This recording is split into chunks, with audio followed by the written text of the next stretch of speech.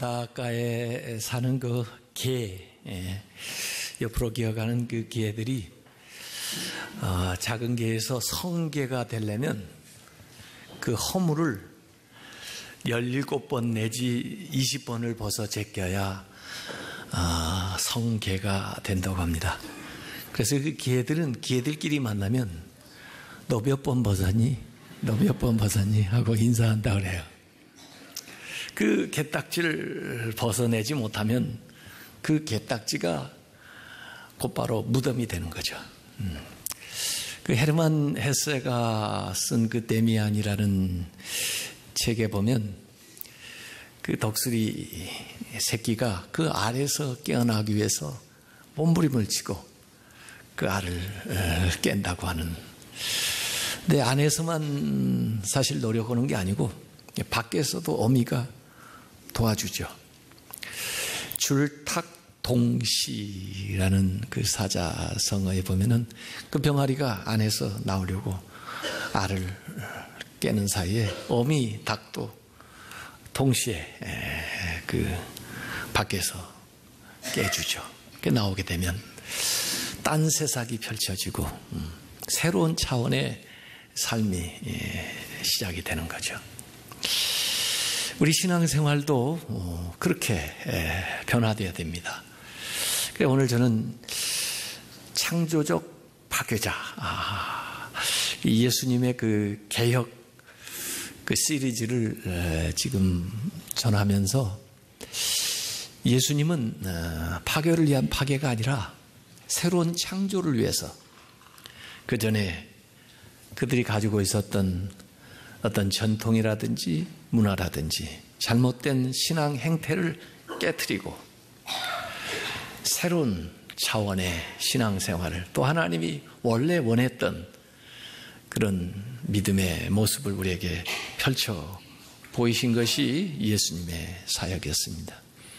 그걸 한마디로 오늘 본문 앞에 나와 있던 누가복음 5장 38절에 새 포도주는 새 부대에 넣어야 할 것이라. 새 포도주, 예수 그리스도, 복음, 믿음은 새 부대에 담겨야 된다. 어찌 보면 이 부대는 행위일 수도 있어요. 믿음이 중요하지만 그 믿음이 새로운 삶에 담겨야만 그 믿음도 빛을 발하고 또 우리의 삶도 온전해지는 거죠. 그래서 예수님께서 이런 개혁적인 생각들을 펼쳐나가는데 지난주하고 지난주는 제가 산상수훈에서 살펴봤습니다. 그래서 지난주에 너희는 이렇게 들었으나 나는 너에게 말한다. 예수님의 그런 권위를 가지고 특별히 그들이 10계명을 통해서 배우고 들었던 6계명 살인에 대한 것, 7계명 간음에 대한 것, 9계명 맹세, 거짓 증거에 대한 이야기를 예수님께서 너희는 이렇게 들었으나 나는 너에게 말한다.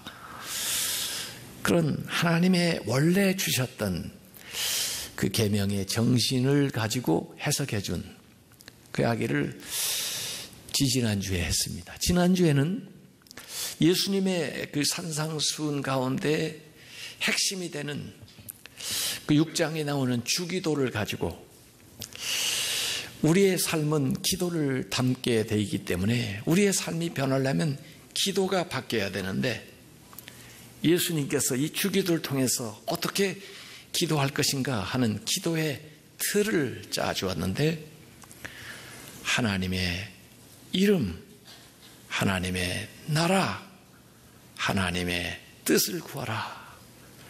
그러면 이 모든 것들, 일용할 양식, 죄에서 용서, 그리고 앞으로 미래 시험으로부터 보호해 주시는 이 모든 것을 하나님께서 더하여 준다.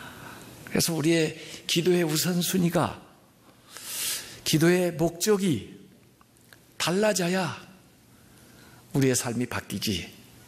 세상에 기도하는, 세상에 살아가는 사람들하고 똑같이 교회 와서 이름만 바꿔가지고 하나님 앞에 세상 사람들이 구하는 걸 구해서야 어떻게 우리 삶이 변할 수 있겠나, 그런 얘기를 해드렸습니다. 오늘 역시 이 누가복음은 사실 6장 뒷부분에는 이 평지복음이라고 그래요. 그래서 산상수훈에서 이야기한 것을 아주 압축해가지고 이 평지복음에 제자들에게 말씀을 하는데, 우선 두 가지 정신이 거기에 압축되어 있어요. 원수 사랑, 비판하지 마라.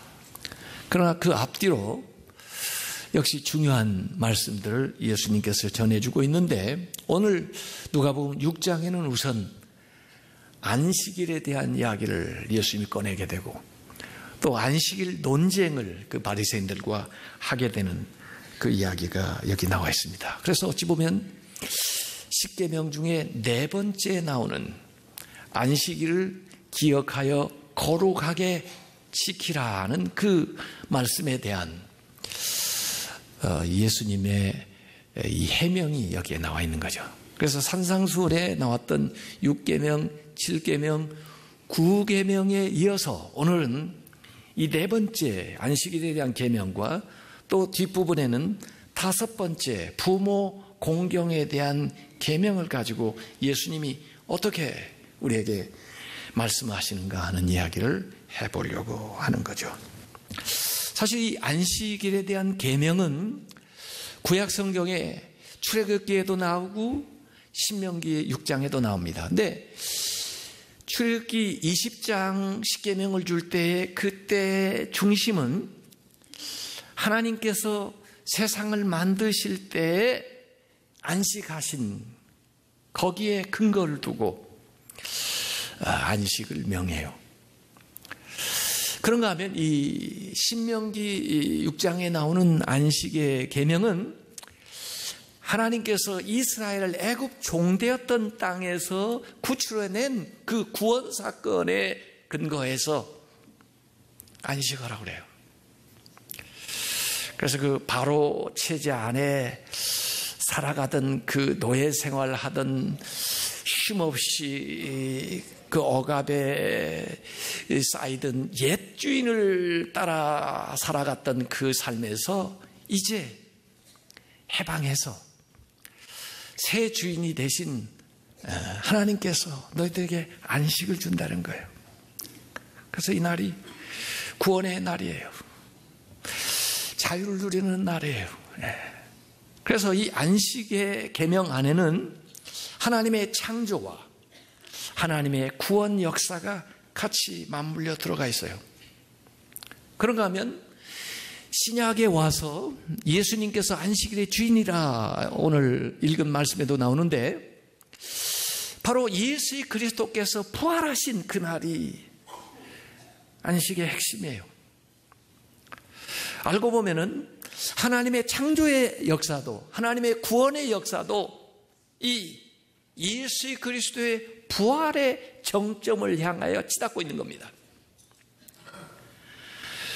그러니까 이 안식의 정신을 제대로 구현한 것이 예수 그리스도의 부활이에요. 그 안에는 하나님의 창조의 역사와 하나님의 구원의 역사와 하나님이 다시 우리로 하여금 살게 하는 이 부활의 모든 정신이 총망라되어 있는 것이 안식이죠. 그래서 실제로 안식일만 잘 지켜도, 이 계명만 잘 지켜도 10계명의 10개의 계명을 다 지킬 수가 있어요. 사실 안식을 제대로 못하기 때문에 이 10계명을 어기는 거예요. 우선 1계명이 말하는 게 뭡니까? 우상을 두지 마라 그러는데, 우리가 안식하지 못하는 이유는 일을 우상시하기 때문에 그래요.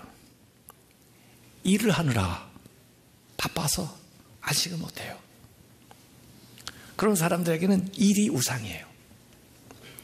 왜 우리가 안식을 못하나 했더니 10번째 나오는 계명 탐심을 버려라는데, 탐욕 때문에 안식을 못해요. 더 많은 물질을 획득해 보려고. 그래서 안식 못합니다. 거기에서 도적질이 나오고, 거기에서 거짓 증거가 나오고, 거기에서 모든 게 다 비롯돼요. 한번 여러분이 신자로서 가만히 생각해 보세요. 여러분이 안식해야 될 날, 이 안식의 정점에는 예배가 들어있는데 하나님을 만나는 건데 그걸 소홀히 하고 지내는 시간에 꼭 죄가 찾아옵니다. 꼭 유혹이 찾아옵니다. 꼭 어려움이 닥쳐옵니다. 그래서 이걸 우리가 하나님 앞에 안식하는 게 굉장히 중요해요. 안식은 하나님이 주신 선물이에요. 그런데 이 안식일을 준수하는 것이 아니라 안식일 주의로 빠지면 잘못되는 겁니다. 유대인들이 그랬어요. 이 바리새인들이 안식일 주의로 빠져요. 안식의 정신은 하나님 앞에서 기뻐하는 것입니다. 우리 마음의 평안을 누리는 거예요. 그리고 우리가 더불어 하나가 되는 거예요. 심지어 하나님 앞에뿐만 아니라 자연 만물과 더불어서 화목하고 또 모든 것들을 회복하는 것이 이 안식의 정신이에요. 이래서부터 자유를 얻고 서로 돌아보고 영적으로 풍요로워지는 시간이 안식이에요. 정말 좋은 안식일이 좋은 신자를 만드는 것이고 좋은 안식일이 좋은 사회를 만들게 돼 있어요. 그런데 이 좋은 선물을 가져다가 오히려 사람을 정죄하고 사람을 모함하고 사람을 죽이려는 데 쓰면은 정신없는 안식일이죠. 그래서 오늘 안식에 대한 논쟁이 여기 6장 누가복음에 기록되어 있습니다. 안식일인데 다른 사람들이 어떠나 보자 하고 있는데 제자들이 지나가다가 이삭을 잘라서 손으로 비벼가지고 먹었어요. 이삭을 자르는 것은 수확하는 거고 비비는 것은 타작하는 거고 그걸 먹는 것은 안식일 어기는 거죠. 바리새인들이 째깍 예수님에게 항의하고 나옵니다. 어찌하여 당신의 제자들은 안식일에 하지 못할 일을 하느냐. 그때 예수님은 그들이 존경해 마지 않는 다윗을 들어다가 너희들 다윗 네 얘기 못 읽어봤니? 다윗이 사울을 피해서 도망 다닐 때 아히멜렉 제사장에게 들어가가지고 제사장밖에 먹을 수 없는 진설병을 가져다가 먹지 않았니? 그거 못 읽어봤느냐고. 사무엘상 21장 6절에 사건을 그들에게 상기시켜 주는 거예요. 그러면서 마가복음 3장 27절에 같은 대목의 기사인데 안식일이 사람을 위하여 있는 것이요 사람이 안식일을 위하여 있는 것이 아니다 라고 얘기했습니다. 사람 낳고 안식일 낳지 안식일 낳고 사람 낳냐 그런 얘기죠. 저는 이걸 이렇게 해석을 했어요. 우리가 안식일을 지키는 것이 아니라 사실은 안식일이 우리를 지켜주는 거다. 안식일보다 더 중요한 게 사람이다. 이 얘기죠. 그리고 바로 오늘 읽지는 않았습니다만 누가복음 6장 6절부터 11절까지 한 손 마른 사람에 대한 기사가 나오는데 이 안식일에 예수님께서 그를 고쳐주세요. 그랬더니 이제 제자들을 비난하던 그 바리새인들이 예수님에게 항의를 하는 겁니다. 그때 예수님이 누가복음 6장 8절에서 10절까지 이야기를 하십니다. 원래 그들이 안식일에 대해서 뭔가 고발할 것을 찾고 있다는 그 생각을 간파했다면은 저 같으면은 그날 피해서 다른 교회에 그 사람을 고쳐줬을 텐데 예수님은 그 생각을 아시고 오늘 본문에 보니까 손 마른 사람에게 이르시되 일어나 한가운데 서라 하시니 그가 일어나서거늘 예수께서 그들에게 이르시되 내가 너에게 묻노니 안식일에 선을 행하는 것과 악을 행하는 것 생명을 구하는 것과 죽이는 것 어느 것이 옳으냐 하시며 무리를 둘러보시고 아마 아무도 대답을 못했던 것 같아요. 그 사람에게 이르시되 내 손을 내밀라 하시니 그가 그리하매 손이 회복된지라. 예수님이 분명히 질문하신 것에 대한 분명한 답변을 행위로 하셨어요. 선을 행하는 것, 생명을 구하는 것이 옳다는 거죠. 그러나 저들은 이 안식일에 악을 도모하고 곧바로 일부의 헤롯 당들, 그전에는 대적처럼 생각하던 원수처럼 여기던 헤롯 당들을 찾아가 가지고 이 바리새인들이 예수를 죽이기로 모의하는 이 안식일에 선을 행하고 생명을 구하는 예수님의 일과 이 안식일에 악을 도모하고 죽이기로 모의하는 저들의 일과 어떤 것이 안식일의 정신을 제대로 지키느냐는 거죠. 여러분, 안식일이라고 아무것도 하지 않는 사람은 없습니다. 선을 행하거나 악을 행하거나 생명을 구하거나 죽음을 도모하거나. 예수님께서 이 대목에서 마태복음 12장 7절에 보면 이런 말씀을 하셨습니다. 하나님은 자비를 원하고 제사를 원하지 아니하노라. 이 말씀은 호세아서 6장 6절을 인용한 말씀인데 하나님은 제사보다 자비를 원하신다. 긍휼히 여기는 것이 제사보다 우선이다. 이 말씀은 예수님이 그 산상순에서 하셨던 너희가 제물을 제단에 드리려다가 원망 들을 만한 일이 생각나거든 제물을 놔두고 먼저 가서 화목하고 와서 제사를 드리라는 말씀과 일맥상통해요. 나는 제사보다 화목을 원한다.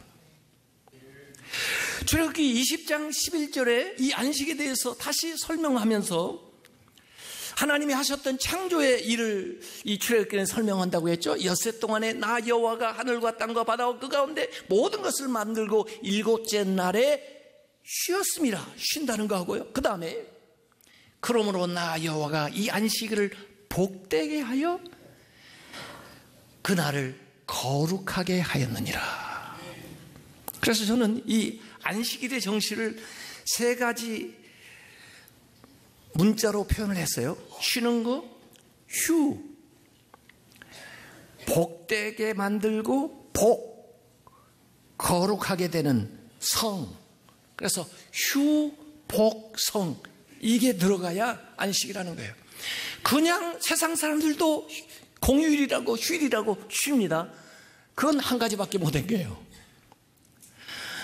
온전해지려면 복을 받아야 돼요. 하나님이 주시는 복을 받아야 돼요. 더 온전해지려면 거룩해져야 돼요. 하나님이 거룩히 하시는 말씀과 은혜를 통해서 거룩해져야 돼요. 휴, 복, 성, 이 세 가지가 같이 작동하는 것이 안식이래요. 이건 주 안에서 우리가 누릴 수 있는 특별한 복이에요. 이걸 통해서 우리의 육신만 쉬는 게 아니고 우리의 정신만 복을 받는 게 아니고 우리의 영혼까지 거룩해지는 온전한 안식을 하라 이거예요. 그걸 예수님이 계속해서 가르치기 위해서 어떻게 보면 복음서의 기자는 꼭 그 안식일에 있었던 일만 보도하는 것 같아요. 18년 동안 귀신 들려 조금도 펴지 못한 여자를 고쳐준 사건이 누가복음 13장 14절 16절에 나오는데 그때마다 논쟁이 일어납니다. 수종병 걸린 사람 고쳐주지. 수종병이라는 것은 몸 안에 복부에 물이 가득 차가지고 심장, 신장, 간장 압박해가지고 몸이 온통 부어버리는 그 병을 고쳐주는데 누가복음 14장에 나옵니다. 베데스다 연못가에서 38년 된 중풍병자를 고쳐준 것도 안식일 요한복음 5장에 나옵니다. 날때부터 소경된 사람을 실로암 가서 물에 가서 씻으라고 고쳐준 사건도 안식일에 일어났어요. 요한복음 9장에 나옵니다. 안식은 치유하고 회복하고 자유롭게 하고 생명을 공급하는 하나님의 역사를 일으키는 거죠. 왜 이들은 이렇게 바리새인들에게는 이게 문제가 됐을까요? 서기관들에게는. 그들은 나름의 전통을 가지고 있었습니다. 그러면 예수님 여기에서 무엇을 얘기하는 건가요? 성경을 얘기하고 있습니다. 성경도 권위가 있고 전통도 나름대로 권위가 있는데 이 성경과 전통의 관계는 어떻게 성립을 해야 될까요? 여러분, 이 바리새인들은 성경 외에 내려오는 많은 전통들을 성경적인 권위로 덧붙였습니다. 사두개인들은 성경에 기록된 것조차도 자기들에 맞지 않으면 빼냈습니다. 성경에서 빼냈습니다. 바리새인들은 덧붙이고 서기관들은 빼냈습니다. 예수님께서는 거기에 대해서 문제를 삼고 계시는 거예요. 그래서 너희들은 바리새인과 서기관들의 누룩을 주의해라. 그들의 누룩은 성경의 전통을 덧붙이거나 전통의 권위로 성경에 있는 것을 생략하는 겁니다. 그렇게 함으로써 그들은 말씀을 변질시켰습니다. 전통을 하나님의 말씀과 동등한 권위에 두거나 또는 전통의 권위를 말씀 위에 두어가지고 말씀을 왜곡시키고 변질시켰어요.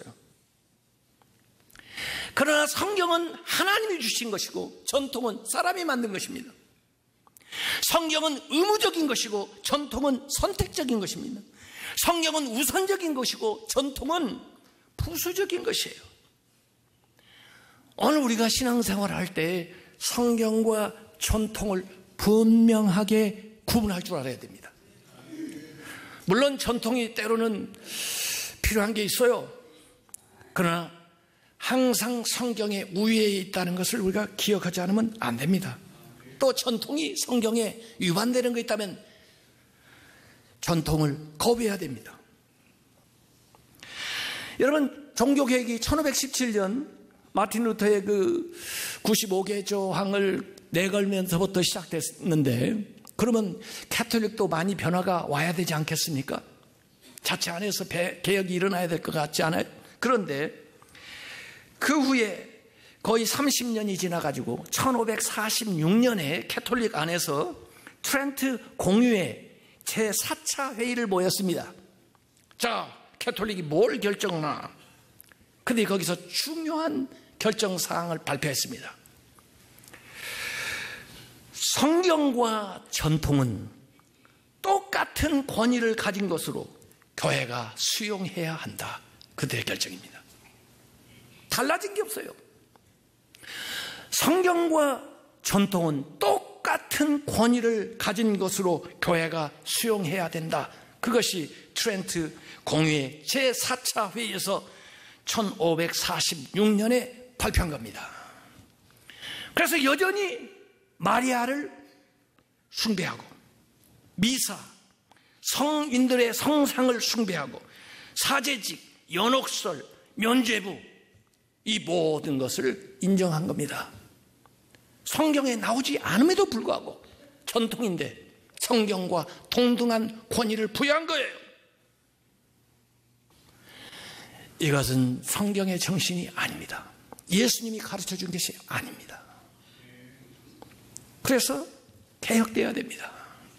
오늘날 교회 안에도 잘못된 전통이 얼마나 많은지 몰라요. 잘못된 관습이 얼마나 많은지 알아요. 얼마나 많은 폐습들이 있는지 모르겠어요. 오직 성경 말씀에 기초해서 변해야 됩니다. 바꿔야 됩니다. 예수님은 이렇게 그 당시 종교를 파격적으로 하나님의 말씀에 기초해서 바꿔나가요. 심지어 예수님은 제물로 제사드리던 것을 당신을 몸을 드림으로써 제물 대신 대속을 하셨고 제사를 예배로 바꾸셨어요.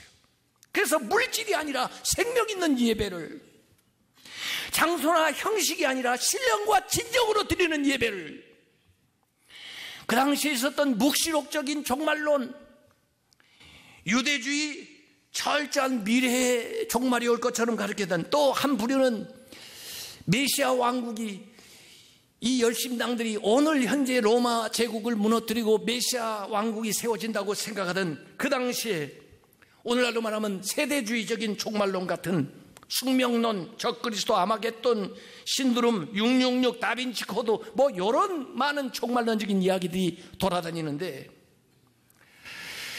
예수님은 그런 종말론이 아니라 하나님 나라를 얘기하셨어요. 근데 이 하나님 나라는 미래적인 것만도 아니고 현재적인 것만도 아니고 미래적이면서도 현재적인 내 마음에 임하면서도 세상에 나타날 그 역동적인 하나님의 나라로 그들의 종말론을 바꾸신 거예요.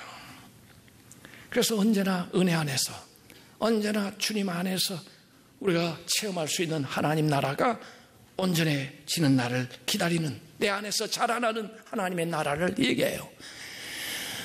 그러니까 그 당시에 가지고 있었던 이 종교적인 개념들을 얼마나 획기적으로 예수님이 바꾸신지 몰라요. 그 전통을 이어받은 사람들이 개혁자. 오늘도 개혁교회는 계속해서 개혁돼야 된다. 하나님의 말씀에 굳건해 서서 잘못된 모든 것들을 타파하고 나아가는 믿음의 사람들 되시기를 주님의 이름으로 축원합니다.